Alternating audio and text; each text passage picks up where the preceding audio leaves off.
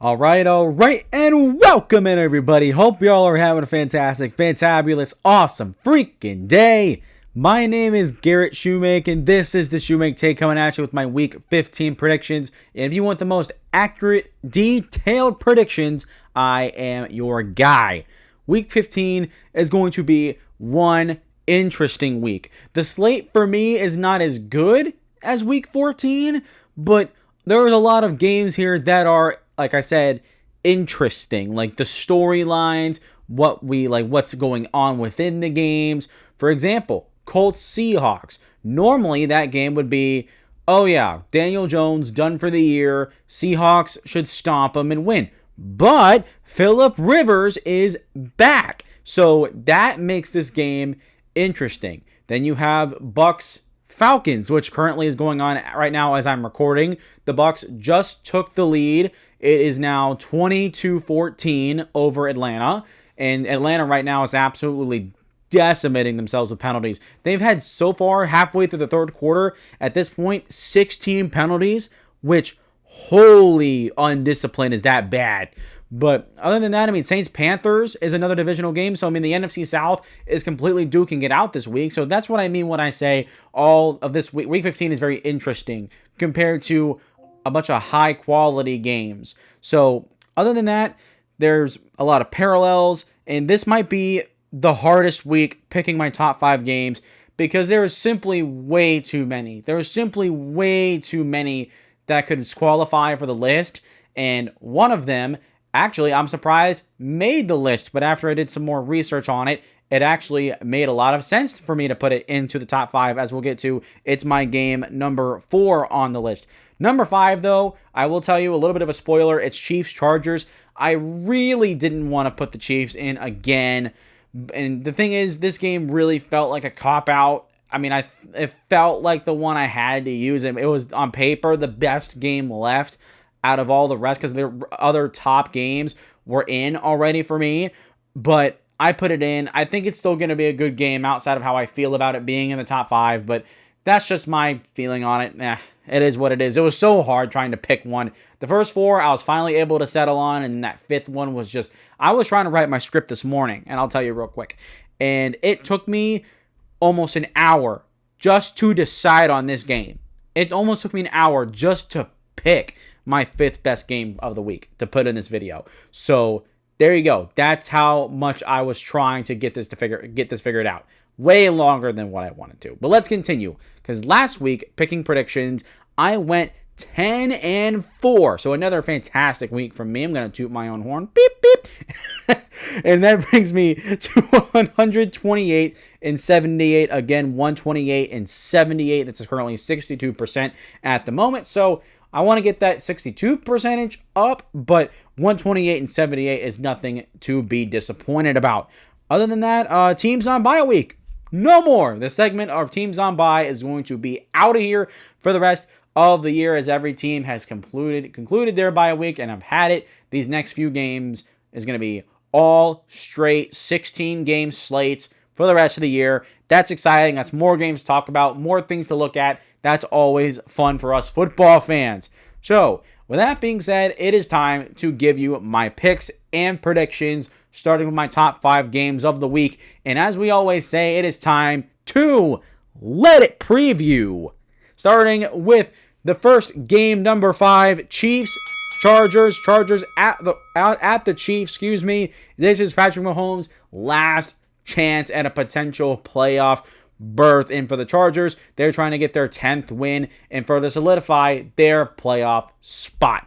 So for Kansas City, this is going to be a tough one. A really tough one. They lost in week 2 against the Chargers. It was in Brazil, I'm pretty sure. So they need to find a way to get back at home. But for the Chargers, how are they going to get a win on the road? Key one for them is to rely on the ground game with Justin Herbert's injury, with his injured hand. I think it's a broken hand. And then the O-line issues with their injuries. they're going to need a strong run game to help them out a lot. And they got that last week against the Eagles. You saw Marion Hampton coming back and being productive. Kamani Vidal continuing to be consistent. What a breakout he has been over this past month. So they need to continue that in order to mitigate all the other problems they're having on their offense. And then key two, they're going to need a feast on the Chiefs' offensive line. Their defensive line for the Chargers has not been great, but given how awful the Chiefs were against the Texans, the Chargers should have some success. Straight up, they should have plenty of success, I would say. So if you can feast on the Chiefs' O-line, stop their run game, pressure Patrick Mahomes, we've seen it all so far throughout November and going into December, their offense just completely collapses and falls apart. And then right now the receivers can't catch the freaking ball, so add a cherry on top. Key three, they need to win time of possession and really sustain drives. One thing that's really going to put your foot on the Chiefs' throat is winning time of possession, sustaining drives, keeping their offense off the field that's already struggling, already playing the worst of football they've played all year to this point, in my opinion. If you can do that, you have no excuse to lose this game. The Chargers, if they straight up can do these three things, they will win this game by 10 plus points. They will. I fully believe that. It was Kansas City. I mean, right now they're a shell of their former selves, and I find it very hard to believe that they're going to come back against the Chargers, who've been very solid as of late. And honestly, it's so hard to count out the Chiefs, but I mean, I don't know. Right now, I mean, there's a better time than ever to do it, I guess. But the Chiefs still have a chance. They still have a chance to win this game and keep their playoff hopes mathematically alive. And how are they going to do that? Number one, they also need to run the ball. You saw what the offense looked like when they were able to run the ball, and then we saw what it looked like against the Texans when they struggled to run the ball. So if they can just run the ball, everything else seems to solve itself out. The passing game gets better. The offensive line settles down. If you can just run the ball with some success, that would do so much. Could you imagine, like, if in the next year's draft, if the Chiefs draft Jordan or Jeremiah Love? Holy crap. Like, that might actually be a slam dunk for them. I wouldn't be opposed for them doing that. But right now, they don't have Jeremiah Love. They have Kareem Hunt and Isaiah Pacheco. They need to run the ball with success and help everything else on this offense that's been problematic settle itself down and ease into a rhythm that's functionable. Key two, I've said it earlier, they need to catch the freaking football. If there wasn't so many drops by the Chiefs receivers against Houston, their offense would have been better than what their performance was showing. I mean, shoot, one entire interception for Mahomes was because Kelsey couldn't keep his hands on the freaking football and decided to throw it up there like he's playing hot potato. I mean, come on, catch the ball. You guys are paid to catch the ball. Drops, as much as they were dropping and as frequent as they were, I mean, that's just inexcusable. It's inexcusable, and it's so frustrating to watch. I'm not even a Chiefs fan, and I was frustrated watching that crap. So they need to catch the football. Then number three, simply put, they're going to need some Mahomes magic. I don't think that this team is straight up going to be able to win mano-a-mano, playing their best ball. I don't think they're going to be able to do it. I think the Chargers are a better football team, and it's going to take Patrick Mahomes and some late game heroics to come back and win this game. And if the Chiefs do that, then they will keep their playoff hopes alive. With a loss, they will be officially eliminated from playoff contention, and we will not see Mahomes in January. Who do I have winning this game? I have the Chargers winning and knocking out the Chiefs. No more playoffs for Mahomes. And quite frankly, that's kind of sad, but also partially endearing because all of us want to see someone else get a crack at the Super Bowl. And if Mahomes is out, someone else is going to get that opportunity. And that makes the playoffs for the AFC that much more important. Now we move to number 4, where the Steelers and Dolphins on Monday Night Football somehow made the list. And let me tell you why. Because I've always had the understanding that the Steelers and Dolphins have always been an oddity game. This rivalry has always been odd, but somewhat interesting. And when you go look at their all-time history going against one another, the Steelers are 14-13. Their record is almost exactly even. What? Like, is that real? Like, yeah, it's real. I looked it up and verified it myself. The Steelers literally have one more win than the Dolphins, 14-13. Like, it's so surprising. And then you look at the history. Since 2019, they faced off 5 times, and the Dolphins have won 3 out of 5. What in the... It doesn't make any sense, but here we are. Both teams have a winning record. The Steelers are trying to get another win here and hold their spot in the AFC North. And Miami, they've won 5 out of their last 6, winning 4 in a row. I mean, they're hot right now. They're one of the hotter teams in football, admittedly. So one of these teams has got to win, and it's going to be a close one, I think, way more than people might think. But for the Steelers on the road in Miami, how are you going to get this win and continue your win streak and hold your place in the AFC North? Number one, they need to limit run after catch. Secondary really needs to step up in this game in a big way, because the Dolphins have explosive playmakers. They've been really productive on offense as of late. These corners need to make sure that Devon Achane, Jalen Waddle, these guys do not get out in space. They do not, miss tackles. They really need to lock this down, because one busted play will kickstart this Dolphins offense, and they will not be stopped. They have dropped 30 points, I think 3 out of their last 4 games. It has been very successful for them. So they need to limit the run after catch and limit what this Dolphins offense likes to do.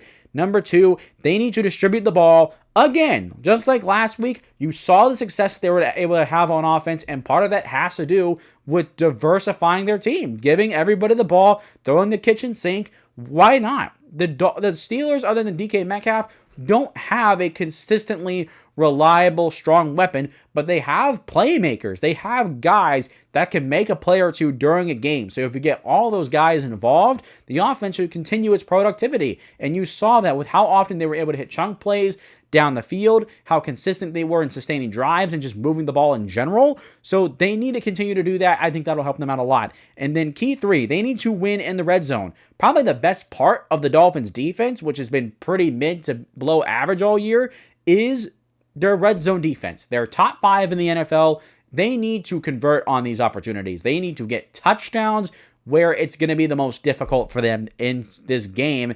And if they don't come away and Miami's offense is continuing to click on all cylinders and these corners aren't stepping up, things could get ugly quickly. So they need to get in the red zone and they need to come away with 6 points every single time.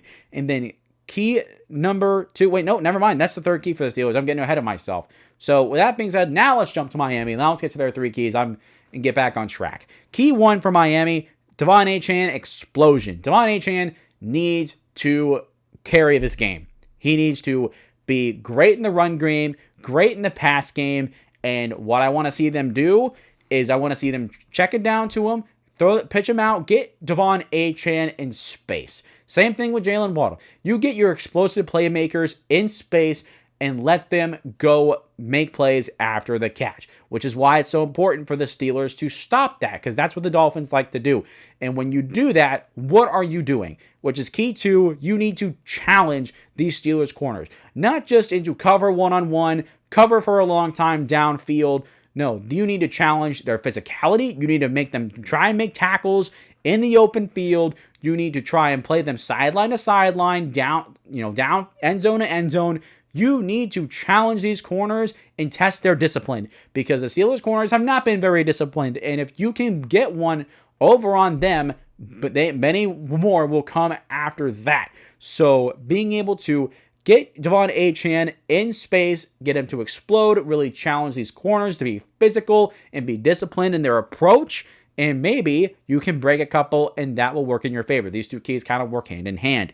And then key 3, this defense has just got to be the problem child. They have to just find a way to be disruptive, to slow down the Steelers offense, slow down Aaron Rodgers. I don't know exactly how that's going to happen.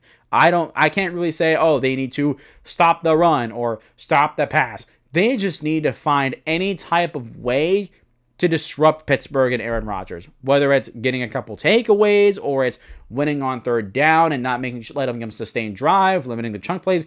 They need to be a problem child. They need to be like Jake Paul. They need to just be annoying. If they can just be annoying on defense and make things really difficult, at least in one area, that's going to help their offense and continue to help them stay on schedule. And also, if they get down, maybe they'll be able to use HM more and not have to go away from him as much. So, with that being said, who do I have winning? Give me Pittsburgh. I think Pittsburgh is still the better football team here, and with the Steelers having plenty to fight for and the Dolphins not having a lot to fight for, not saying like the Dolphins aren't going to go out there and try and put their best effort, because they will, but Pittsburgh has something to fight for. Baltimore is right behind them in the division, and if Baltimore beats Cincinnati and Pittsburgh loses, they're going to go right back to being out of the playoffs. So there's no margin for error. Pittsburgh knows that. Their backs are against the wall. No more margin for error for Steelers. So they need to come away with the win, and I think they will. Then we move to number 3, and now we start getting some of these really good games. It is the rematch, the trade that kickstarted both of these franchises, Lions, Rams, Stafford versus Goff. This one is going to be fun because, like I said, this trade is what kickstarted these two franchises and propelled them to the heights that they are now. And this opportunity is going to lean on these quarterbacks. These quarterbacks are going to step up, and I think this game will be determined by which quarterback outplays the other. I think it's going to be that type of a game. But for the Lions, how are they going to get a win on the road against a really strong NFC Rams powerhouse?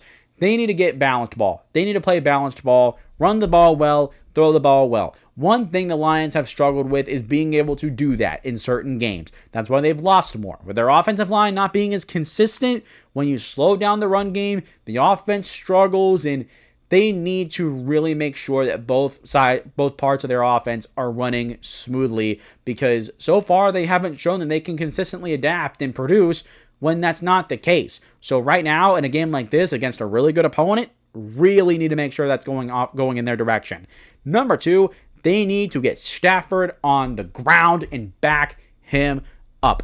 The Lions defense has compensated for the Lions offensive struggles this year. Kelvin Banks has done a fantastic job in his first year, so give him a lot of credit. And this is his biggest test yet so far. He's going to have to get Matthew Stafford on the ground, sack him, get him in 2nd and long, 3rd and long, maybe get a couple penalties that pin them back as well. You need to disrupt this offense and get it off its mark, because regardless of how good your defense is, the Rams offense is also very good, and Sean McVay will find ways to exploit your defense and make you look silly. He's done it all year so far. So if you can back him up, get Matthew Stafford on the ground with pressure, you will be a lot more advantageous, and that'll help your offense out a lot as well. And then key 3, you got to limit 4th down.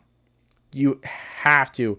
One of the reasons why the Lions have lost more games than normal is because Dan Campbell, since taking over as offensive play caller, has just gone for it on 4th down a ridiculous amount of times. I know that's their identity. I know they live by it. They die by it. But at some point, going for it as much as you are is hurting your team, because they're not converting them as often as last year or even the year before.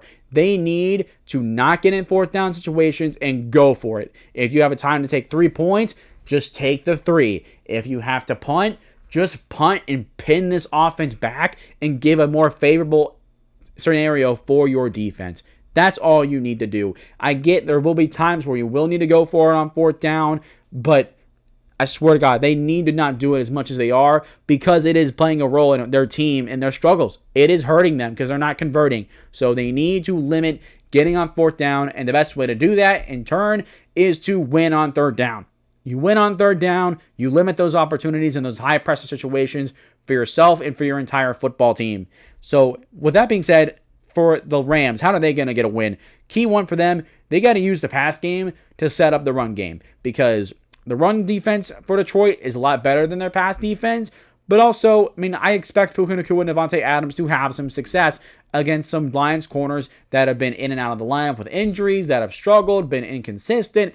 I think that they will have success. And if you're able to throw the ball well with success, with consistency, that'll help open lanes for Kylan Williams in the ground game. And so that way your offense can play balanced and up to its standard. And then key two, on their run game, I talked about it earlier, you got to be able to stop Sonic and Knuckles, Jahmyr Gibbs, and David Montgomery. Because if you can throw the Lions offense off their game, they have struggled to be able to adapt with that being said. So being able to slow them down will slow down the entire Lions offense. So it's essential for them to get those guys not going. Do not let those guys get going. And then key three, they need to win on fourth down. Meaning, when the Lions go for it on fourth down, you get a stop. And when on offense, you go on fourth down, you have to convert.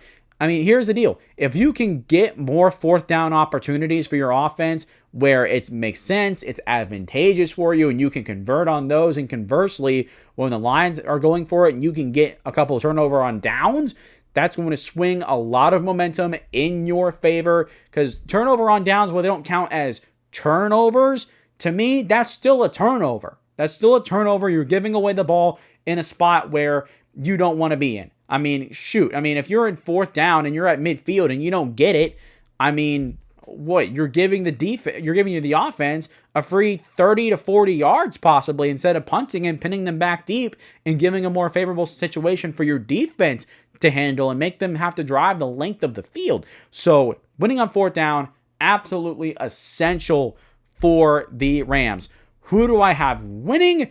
Give me LA. Give me the Rams. They're the better team right now, and I think the Lions are going to continue to do what they've done all year, and that is get in fourth down situations. The Rams are going to stop them, and that's going to allow the Rams to get up on the Lions and then make it that much harder for them to be able to stay in this game and ultimately pull it out with the win. I think the Rams are going to take advantage, and I think they will win by at least 10 points.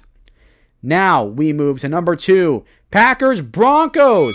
NFC, or not NFC, this is AFC, NFC, sorry, but a big heavyweight showdown. The Broncos need to keep the number 1 seed because the Patriots face the Bills, and we'll talk about that in number 1. A little bit of a spoiler, and it's going to be huge for them. For Green Bay, they also need to win this game to keep their number 1 seed. So one team here is no longer going to be the number 1 seed. Simply put, it is a massive, massive high-stakes battle in this one.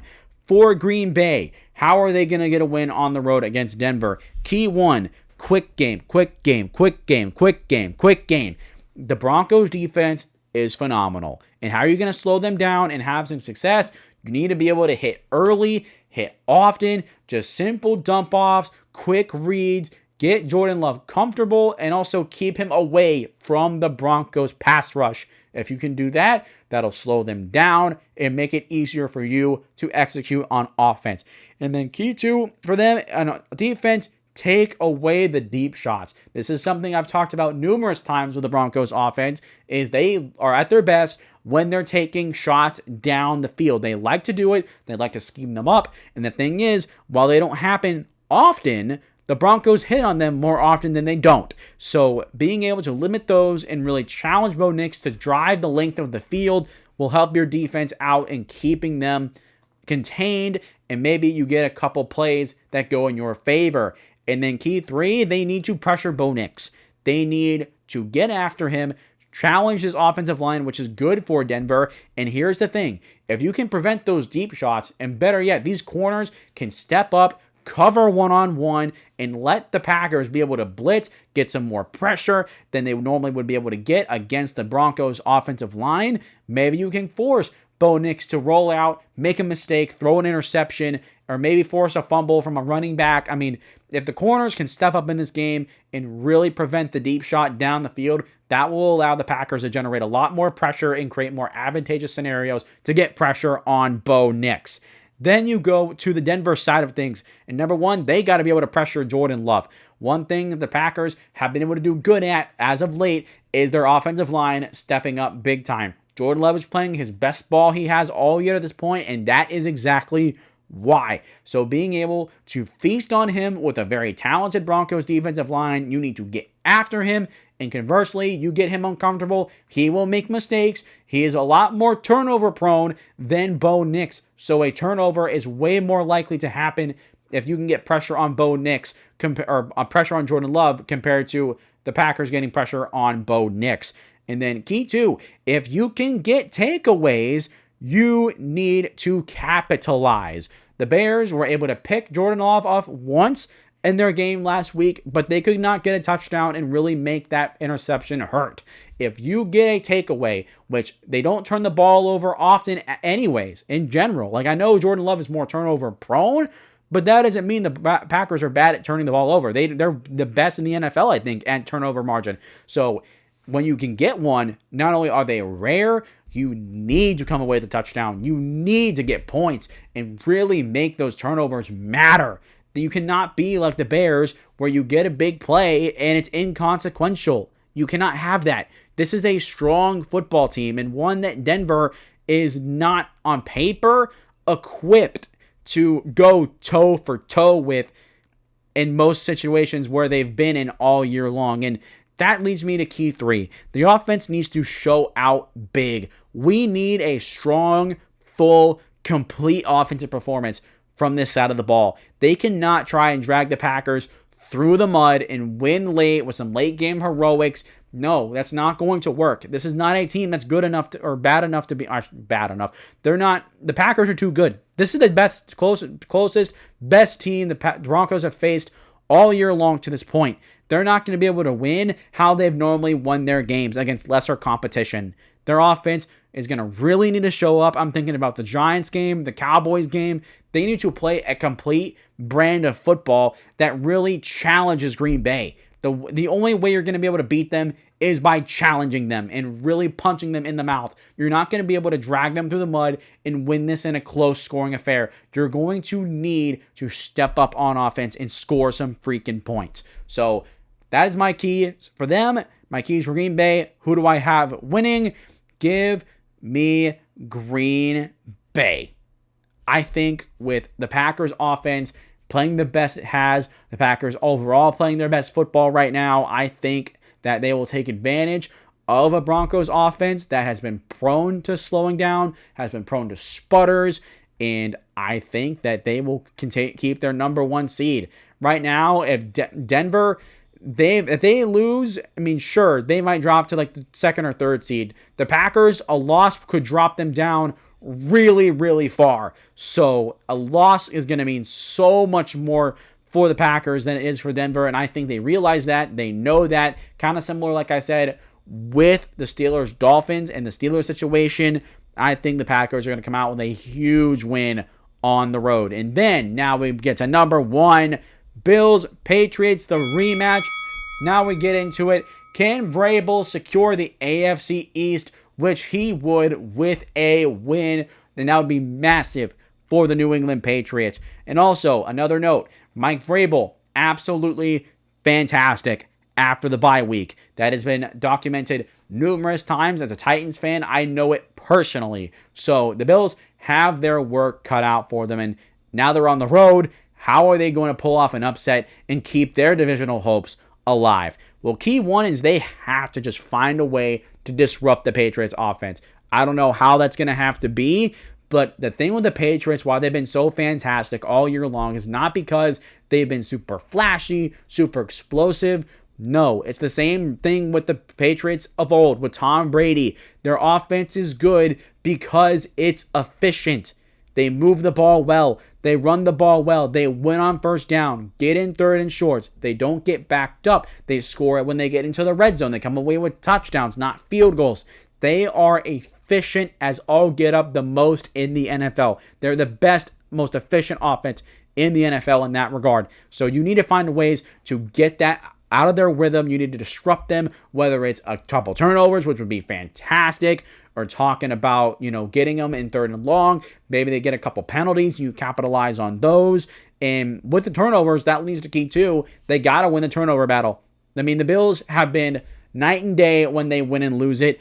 But also, I mean, a turnover could immediately flip the game on its ear for the Bills. I mean, look what happened last week in Cincinnati. Cincinnati was rolling in that game, and then 2 plays, 2 interceptions, and one of them being a pick six, and the Bengals were instantly down by 10 when they were up by 10 the whole game. So being able to win the turnover battle, so important for Buffalo, especially in a game like this. And then key 3, their offense straight up needs to pop off. I think the Bills are going to need to score 30 points to win this game. I fully believe that. I think the Patriots are going to move the ball efficiently well. I don't think they're going to have a lot of problems scoring against Buffalo's defense.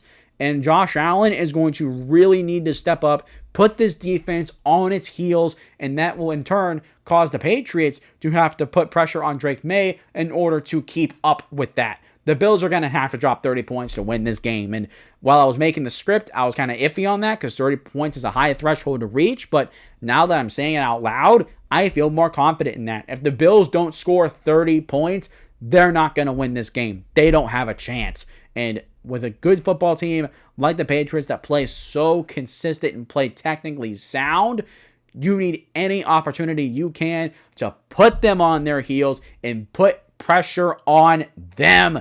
This team has scored 23 points on offense at least in 10 straight games and have allowed less than 23 points in 10 straight games. You have to break that trend. You have to break it. You have to find a way to get this team off its mark and disrupt it. But ultimately, who is going to win? Give me the Patriots. I cannot trust the Bills to be able to step up in this situation. As good as the Patriots have been, as good as Mike Vrabel is after the bye, I don't buy it. They're at home. Right now, for the Patriots, I'll go as far as to say is there's no reason they should lose this game. They've shown that they can beat Buffalo, that they can slow down their offense and destroy their defense. And I think the Patriots are going to do it again. I think they will. The Bills have more problems than are willing to admit that their record shows, and the Patriots are humming at the right time, coming off a bye week late. They're going to be refreshed, ready for this final stretch of the season. I think they're going to come out and win this game, not very easily, but I think they're going to win very convincingly. So that being said, those are my top 5 games out of the way. Really looking forward to looking at all these next week or this Sunday, I guess. So really excited. But what about the rest of NFL Week 15? Let's go ahead and pull up the graphic and let's take a look.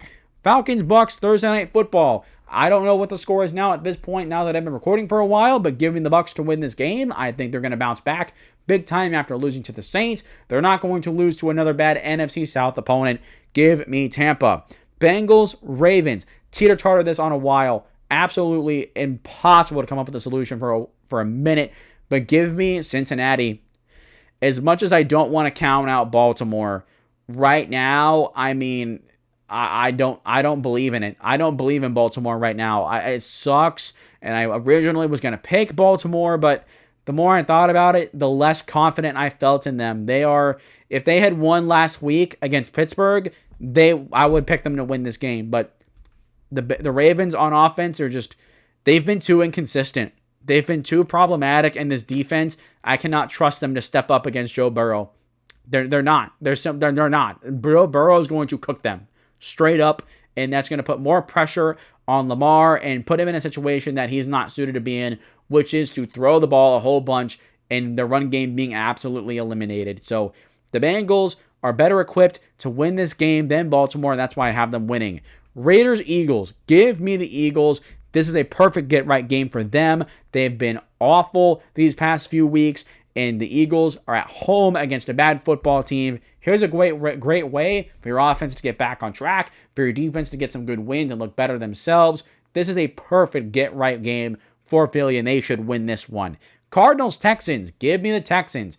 A perfect opportunity to continue rolling. I think they're going to win 6 straight games here and go to 9-5.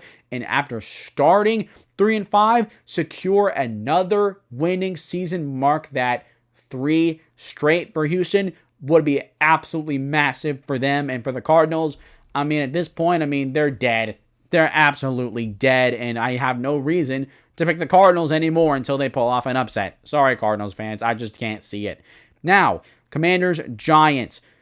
Give me the Giants with Jackson Dart in and Jaden Daniels out again. At this point, Jaden Daniels should not play the rest of the year. There's no reason to play him. There's no incentive. The Commanders have secured a losing season with their loss against the Vikings. Give me the Giants. They have something to play for. Now, Browns, Bears. Give me Chicago, but I'm interested to see how Shedeur does against a much better Bears defense than the Tennessee Titans. I don't think that he's going to perform as well, and I think that we're going to see the Bears get a couple big takeaways on the young quarterback. And for Chicago, for their defense, that's a great opportunity for them to get right, going up against Green Bay last week and having their fair share of struggles. But I think the Browns will be interesting. I think they will be competitive to start this game. I don't think it's going to be an absolute cakewalk for Chicago because their defense is also very, very good, right? Panthers, Saints, give me the Panthers. The Panthers are going to need to win this game because if the Bucs win and the Panthers lose, that puts them a game back from the division going into their first meeting. So both of these teams need to win because any loss now could seriously throw their playoff hopes in jeopardy. I mean, the Bucs and the Panthers' margin for errors are 0, and if they both win this game, you know what that means? That's good for us because that gets us closer to a win-in scenario for both of these teams for the division. And if that is what happens, it's going to be awesome. Next up, Colts, Seahawks. Talked about this at the beginning of the show. Give me Seattle. I'm sorry. How can you expect me to believe that Phillip Rivers is going to play well in this game after not playing for 5 years? I know there was a report out that saying, obviously Shane Steichen and Phillip Rivers have relationships back to and with the Chargers, and that apparently one of the youth leagues that Phillip Rivers is running with his kids, his whole army of kids, and they're running like a similar system-ish. I think I don't remember exactly what I heard, but that what it sounded like to me in summary was a bunch of copium. I think the Seattle Seahawks defense is going to have a field day because guess what? They're going to need to rely on Jonathan Taylor once again, more than ever. And if you stop Jonathan Taylor, you win. Next, Titans 49ers. Give me the 49ers. They should win this game fairly easily. Although without a strong pass rush, the Titans offensive line has a real chance to be able to bounce back, get a strong performance of them, and in turn, have Cam Ward play better than last week. I think he will get a better performance, but it's not going to be good enough to beat San Francisco. They are 9-4 for a reason. And then lastly, Sunday Night Football, Vikings, Cowboys. Give me Dallas. I think that Pickens, Lamb, Prescott are all going to have a field day. Javonte Williams is going to continue having success. And the thing is, for me, it's going to be this defense versus J.J. McCarthy versus 9 because J.J. McCarthy coming off his best game of the year against a defense that has struggled mostly all year long. Can you get some momentum going for yourself? But conversely, Dallas, they've shown some good things over these past couple of weeks. They have improved on that side of the ball as well. They've looked like it. They've looked the part, and their stats show for it. So can they get a big-time win against the Vikings offense and continue their momentum? So which one is going to win? Which one's going to be going right back to the drawing board? All right, with that being said, that is going to do it for us today with my Week 15 predictions. What are you guys thinking? What are you guys feeling about your teams? Let me know your thoughts in the comments down below. If you're new around here on the channel and you made it this far, please consider hitting the like button and subscribe button. I try to make the best football content I can for you guys, giving you guys my most accurate and detailed predictions possible on this platform. I am confident in that. So far, I can attest to that. So with my own confidence, has it been the best? No. Let's be humble for a second. But I am also very confident in what I am and how I can pick games and look at them and analyze them. So if you like this content and if you like what I'm giving you, please consider hitting the like button and subscribe button. It's free. If it's free, it's for me. You know what I'm saying? Please do. I'd really appreciate it. Secondly, or thirdly, I guess, follow me on social media, whether it's Facebook, TikTok, Twitter, Instagram. I think this week I'm going to really try and post on Twitter during the Titans game. So you guys want to hear my reactions, or I guess read my reactions as things are happening, that is the place to go. So if you guys are a fan of the channel and you guys want to hear my thoughts during the game, go check out on Twitter at @TheShoemakeTake. You guys will find me there, probably posting once in a while. So that being said, that is it. I love you guys. I appreciate you guys. And as always, I will see you all next time.